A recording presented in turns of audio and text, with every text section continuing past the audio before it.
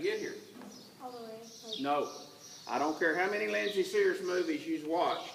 No horse can go in a straight line as fast this way as they can this way. No horse can go as sound physically in a straight line this way as he can this way, okay?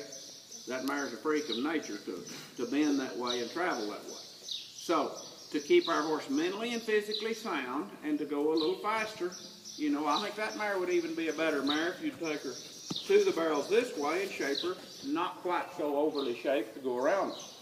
When that mare left Texas, she came and went to this barrel first, and nobody got along with her that good, and Lindsay finally threw her hands up and just started her over and went that way, and it just is a match made in heaven. But I think that, you know, some things could be done different. Now, we'll use that mare for an example. That mare doesn't follow her nose, or she'd be going, She follows her sternum, okay? That's what we want all our horses to do. I want you to know where your horse's head is this way, and a little bit this way, but I really want you to know where that horse's sternum, right shoulder, right rib, and right hip is located in this curve, okay?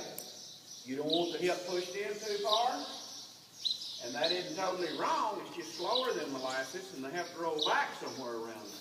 You don't want the hip moved out till they've lost the lead, or maybe hold the lead and the hip still so far out the back end isn't pushing. So there's a fine line the way a horse is built and educated.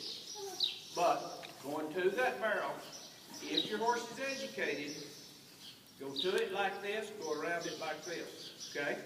Now, I do know some people that don't get the brakes good enough and the education good enough on the horse, and they can kind of hold them in that position, and they get by communicating with them a little better.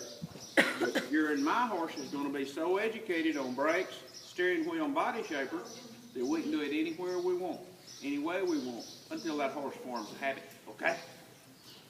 Good question. That's a very good question.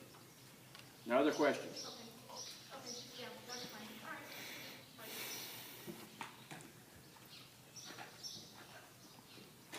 All right. Now, I've already done those figure eights.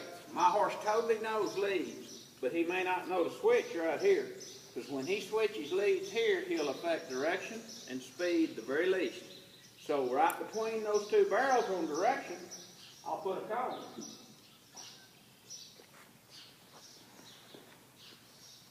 And I'll load the figure eight, half of it around that barrel, half of it around that cone, until that horse is so educated on lead change in that area that I can lope around here, change body position, get the kindergarten lead until I can get the college lead.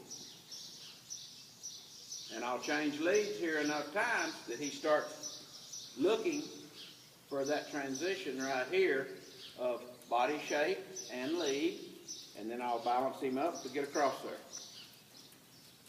How many times does it take a horse to learn something? How many times does it take a person to learn something?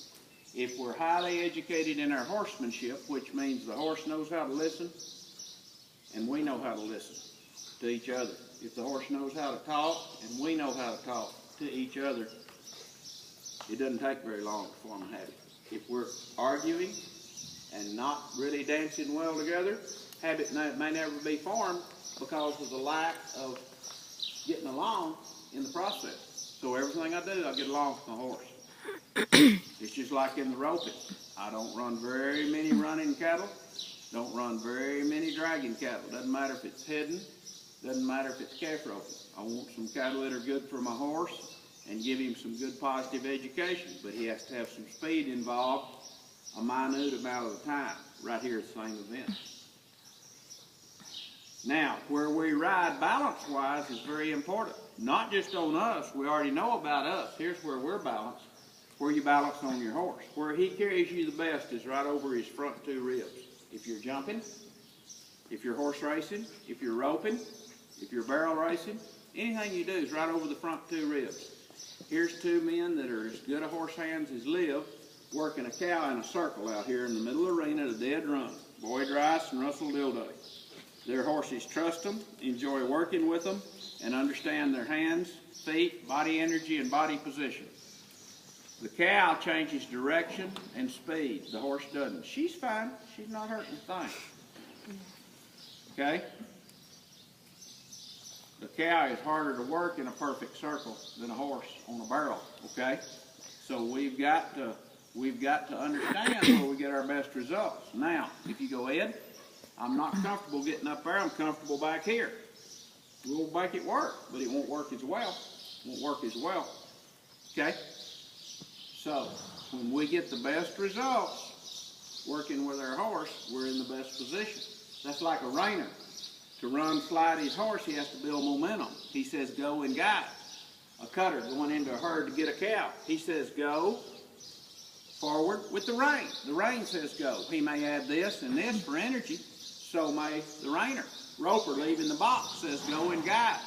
A jumper on the Grand Prix jump says get ready. Now go over that jump. Okay?